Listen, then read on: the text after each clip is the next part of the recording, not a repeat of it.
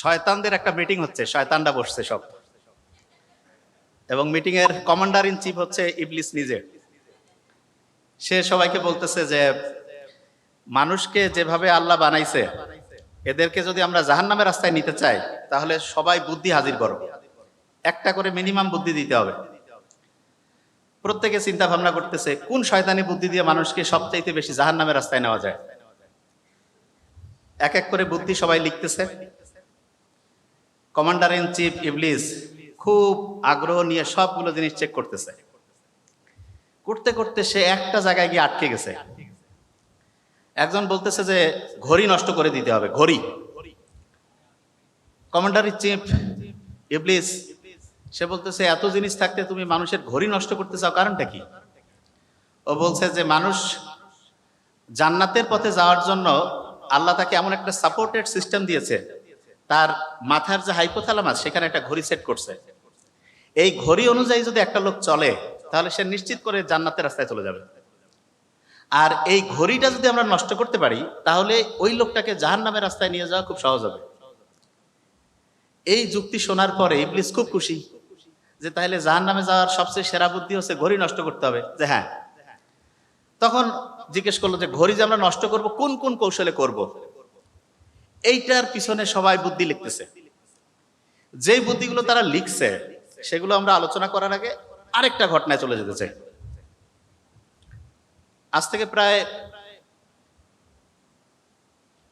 90 থেকে 95 বছর আগের ঘটনা।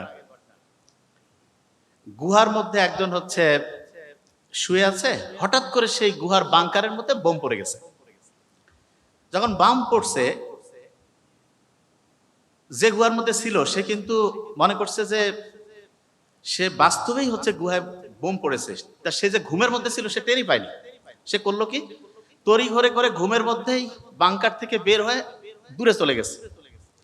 যাওয়ার পরে গিয়ে দেখে যে সে এতক্ষণ যা কিছু দেখছিল সেটা একটা দুঃস্বপ্ন ছিল। যাক, সে চিন্তা করলো যে নিশ্চয়ই মনের মধ্যে কোনো নেগেটিভ জিনিস আসছে, এই কারণে বোধহয় এটা হয়েছে। সে কিছুক্ষণ চোখ মুছতে মুছতে যখন গুহার দিকে যাচ্ছিল, ওই বাংকারটা যেখানে তারা ঘুমাচ্ছিল সেইখানে হঠাৎ করে ওই সময় বোম পড়ে, এবং বোম পড়ার পরে ওই বাংকারের মধ্যে গুহার মধ্যে যতজন সৈন্য ছিল সব মরে যায়।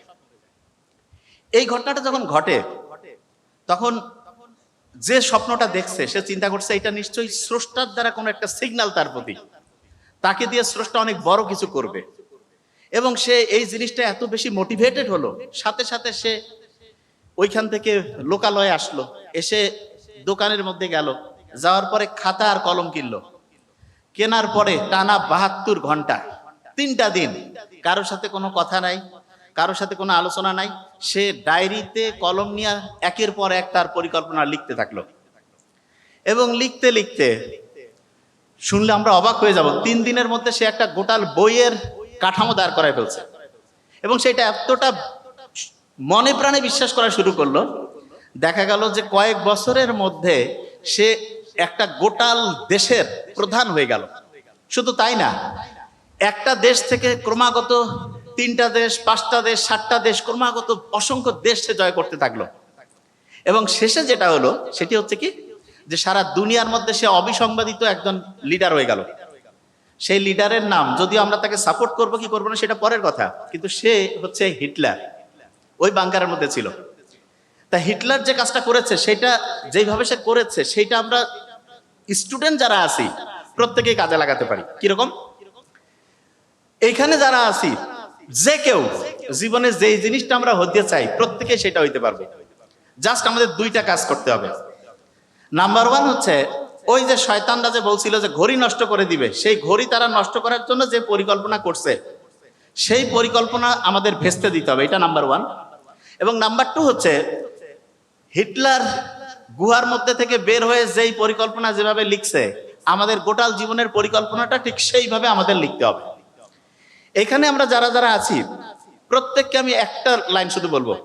নাম্বার 1 যে লাইনটা, সেটা হচ্ছে এইখানে ঘড়িটা যদি আমরা ঠিক রাখতে পারি আর যা হইতে চাই সেটা যদি লিখতে পারি, যতজন সামনে আসি প্রত্যেকেই জীবনে যে জায়গায় যেতে চাই সে জায়গায় অবশ্যই যেতে পারবো।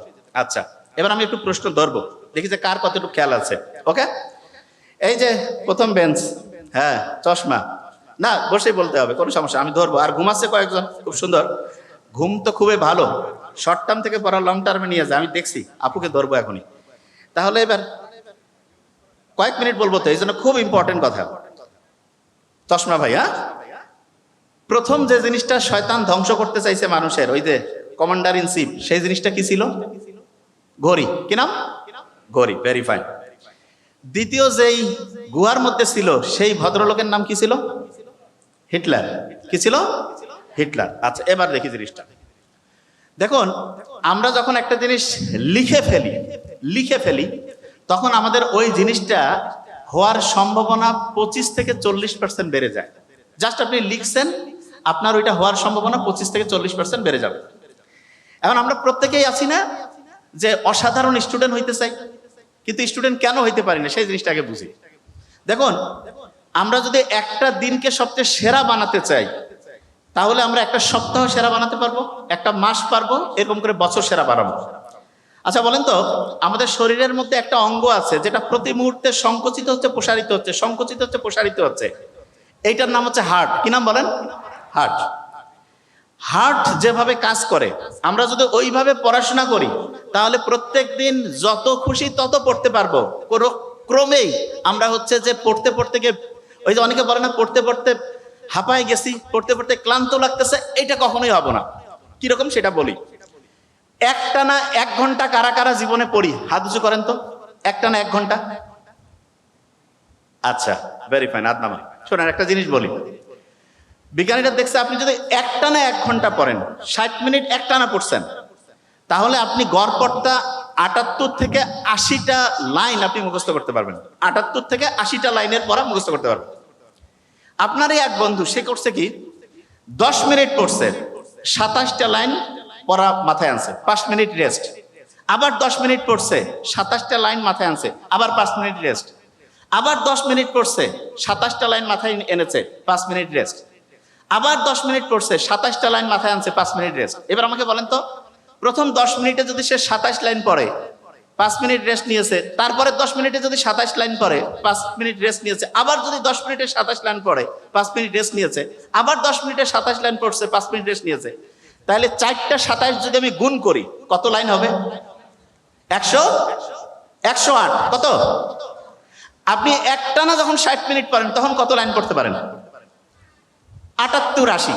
তাহলে একজন একটানা পড়লো 60 মিনিট, সে শিখলো হচ্ছে 78 থেকে 80 লাইন।